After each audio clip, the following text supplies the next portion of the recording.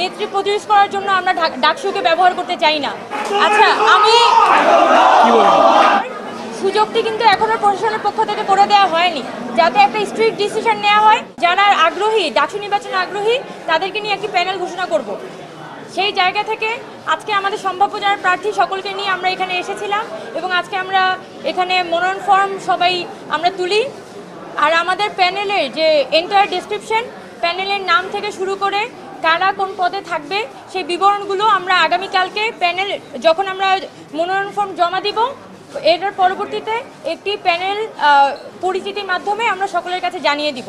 এখনো পর্যন্ত আমরা সাংবাদিক বন্ধুদের কাছে আমাদের যে প্যানেলের বিষয়টি ডিসকাস করছি না। আগামীকালকে আমাদের একটি ব্রিফিংয়ের মধ্যে দিয়ে সব কিছু জানিয়ে দেওয়া হবে।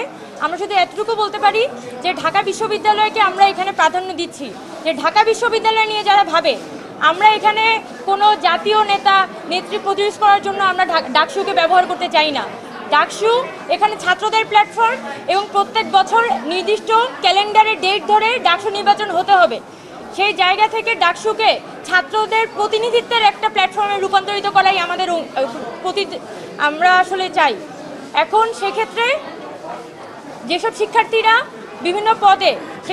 বিভিন্ন পদে তাদের যোগ্যতা এবং অভিজ্ঞতা আছে, বিশেষ করে যোগ্যতা এবং অভিজ্ঞতা শুধুমাত্র নামের কারণে না বা পরিচিতির কারণে না, যাদের কাজ আছে, যোগ্যতা আছে এবং অভিজ্ঞতা আছে, ডিল করার মতো ক্যাপাসিটি আছে, সেরকম শিক্ষার্থীদেরকে দিয়ে আমরা আমাদের সম্পাদক প্যানেল এবং সদস্য প্যানেল এইটি সাজিয়েছি।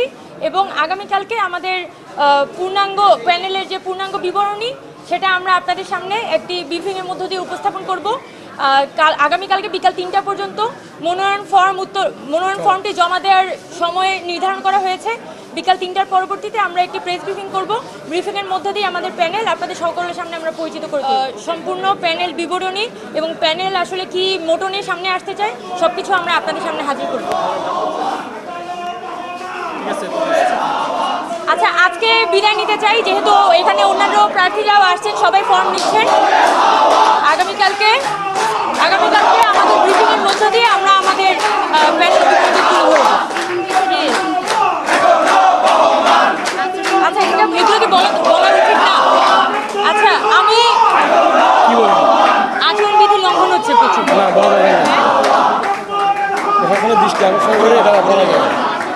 আচ্ছা, আমরা একটা পূর্ণাঙ্গ প্যানেল দিব। আমরা এখানে বিশেষ করে বিশ্ববিদ্যালয়ের প্রশাসনের এখানে দৃষ্টি আকর্ষণ করতে চাই। এখনো পর্যন্ত কিন্তু নির্বাচনী প্রচারণা করার, অফলাইনে মাঠে প্রচারণা করার সুযোগটি কিন্তু এখনো প্রশাসনের পক্ষ থেকে করে দেওয়া হয়নি এবং সরাসরি বলা হয়েছে যে প্রার্থী সিলেকশনের আগে যদি এখানে কেউ সশরীরে প্রচারণা করে তাহলে এটা কিন্তু আচরণবিধি লঙ্ঘনের মধ্যে পড়ে। এছাড়া ভোট কেন্দ্রে আসলে কতজন মানুষ নিয়ে প্রবেশ করা যাবে সেগুলোরও কিন্তু নির্দিষ্ট মানদণ্ড আছে, কিন্তু আমরা দেখছি যে আমাদের অনেক প্রার্থীরাই সেটা লঙ্ঘন করছে।